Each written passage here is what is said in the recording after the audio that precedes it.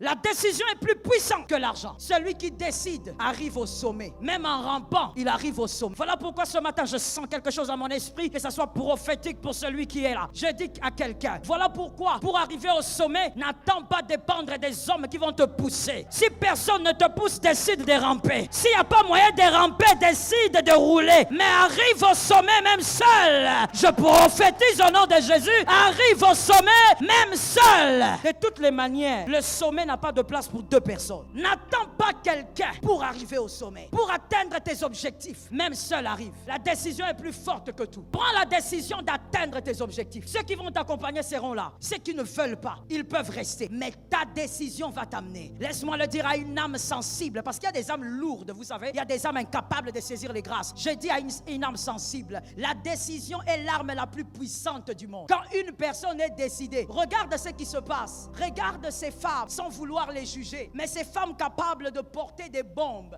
avec leur propre bébé, pour qu'on ne sache pas qu'elle a une bombe sur elle. Elle prend même son bébé. Une mère, peut-être que quand tu es un homme tu ne comprends pas, mais une femme comprend. Une mère, elle prend son bébé, elle le met au dos et elle sait qu'elle est en train d'aller se faire exploser avec son enfant et elle meurt avec son bébé. C'est quoi? La décision. La décision vous amène là où aucun homme ne peut vous amener. J'ai dit surtout à une femme, n'attends pas que ton mari t'amène quelque part, sois toi-même décidé d'arriver là où tu dois arriver. Est-ce que quelqu'un m'entend bien? Je parle aux filles célibataires, sors de ces ténèbres. Là où tu passes ton temps à dire, j'attends le mariage. Le mariage n'est pas un terminus, le mariage n'est qu'un élément de la vie. Alors commence à travailler pour atteindre tes objectifs. Atteins tes objectifs. Tu as été gracié, c'est une seconde chance. Fais les choses autrement. Quelqu'un m'a bien capté. Un esprit reconnaissant, capable de voir. Au fait, la grâce ou le gracier intelligent est celui qui cherche à démontrer au bienfaiteur qu'il a eu raison. Démontre au Christ qu'il a eu raison de t'épargner cette année. Ah, je parle à quelqu'un. Démontre au Christ qu'il a eu raison de t'épargner même de la fièvre cette année. Démontre à Jésus qu'il a eu raison de protéger ta famille. Démontre à Jésus qu'il a eu raison de te garder tel que tu es. Vous savez, il n'y a pas que le corona. On peut mourir de beaucoup d'autres choses. On peut mourir d'un accident même sur une moto. Combien de motos tu as pris cette année? Mais il y a un Dieu. Mais il y a un roi. Il y a un Père qui a décidé de t'épargner. Démontre à Dieu qu'il a eu raison. Prends des décisions solides. Marc 10, 46 à 53. C'est une bonne lecture. Je lis au nom de Jésus. Ils arrivèrent à Jéricho et lorsque Jésus sortit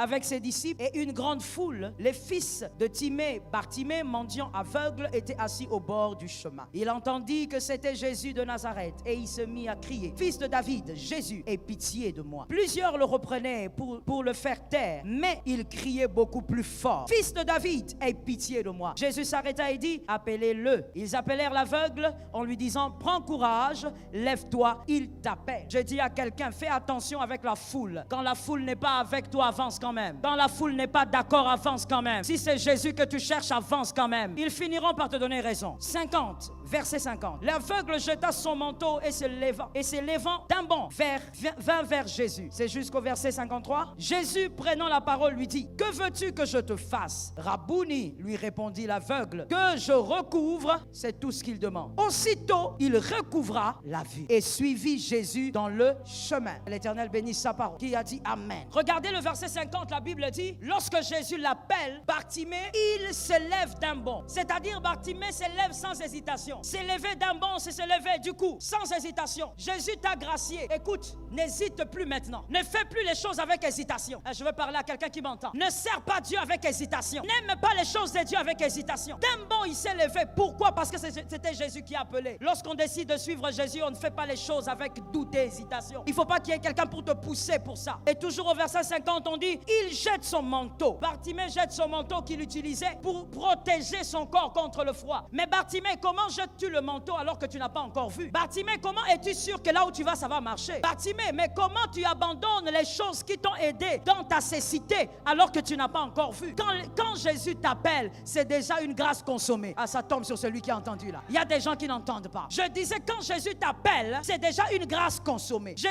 Bartimée savait que tel il était appelé, la grâce avait déjà été consommée. La chose avait déjà été faite. J'ai dit à une âme ce matin, quand Jésus parle ce matin, est-ce que tu l'entends? Je parle encore. Est-ce que quand Jésus parle ce matin, est-ce que tu l'entends? Si tu l'entends, c'est que tu n'es pas mort. Ce sont les les morts qui ne peuvent entendre ce que Jésus dit ce matin. Si tu l'entends, c'est que tu es vivant. Et si tu es vivant, la grâce a déjà été consommée. La grâce est consommée. Pourquoi? Parce qu'il t'a fait grâce d'être vivant et d'entendre. Le mort, même s'il veut se convertir, il ne peut, parce qu'il est dans l'incapacité d'entendre. Mais toi qui entends ce matin, la grâce est déjà consommée. Ce que tu vas faire, c'est jeter le manteau. Pourquoi? Parce que tu reconnais qu'on t'a gracié. Tu dois jeter le manteau ce matin. Dis à ton voisin, ce matin, nous allons jeter le manteau. J'ai l'impression que tu as parlé à quelqu'un qui n'a pas de foi. Dis à un autre, ce matin, nous allons jeter le manteau. Le premier manteau que tu dois absolument jeter, comme Bartimée, il n'est plus jamais rentré là-bas. Rentrer là-bas lui rappelle sa cécité. Il y a des choses que tu dois abandonner pour que ça ne te rappelle plus jamais ton passé. Est-ce que quelqu'un m'entend? Plus jamais, tu dois abandonner. Premièrement, la négligence envers les choses saintes. Tu as été gracié pour mieux faire. Tu dois abandonner ce manteau. La négligence envers les choses saintes.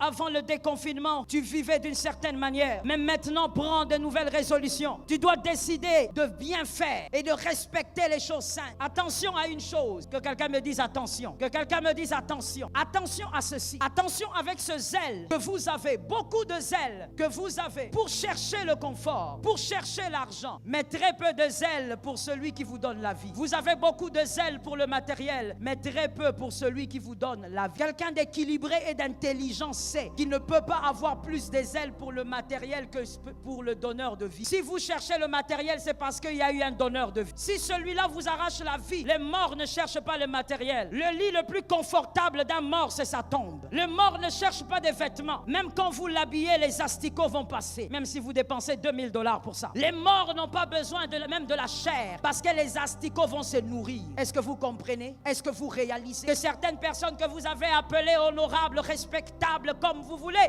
même vice-dieu, ces gens-là qui sont morts, aujourd'hui ne valent plus rien. Lorsque tu vas au cimetière, des fois tu montes même sur certaines tombes, en oubliant que la personne, ou plutôt le corps sur lequel tu montes, lui aussi était fier quand il était vivant. Et peut-être qu'il était plus riche que toi. Mais aujourd'hui, quand tu vas ici au cimetière, tu vas monter sur sa tombe pour passer. Un jour, quelqu'un d'autre montera sur la tienne. Un jour, quelqu'un d'autre marchera sur la tienne en oubliant que tu étais le grand, je ne sais. Ne cherchez jamais les choses de la terre plus que le donneur de la vie. J'ai besoin de 3 amen. Jésus, nous avons commencé à te célébrer ce matin. Nous te célébrons ce matin, Jésus. Nous t'élèvons ce matin, Jésus. Si ton voisin est fatigué, toi célèbre Jésus. Si ton voisin est ton... Jésus, nous te célébrons ce matin. La célébration d'un roi, la célébration d'un Dieu, la célébration d'un Père. Nous ne faisons pas semblant de célébrer. Nous célébrons l'agneau de Dieu. Nous célébrons le vaillant d'Israël. Nous célébrons la gloire d'Abraham.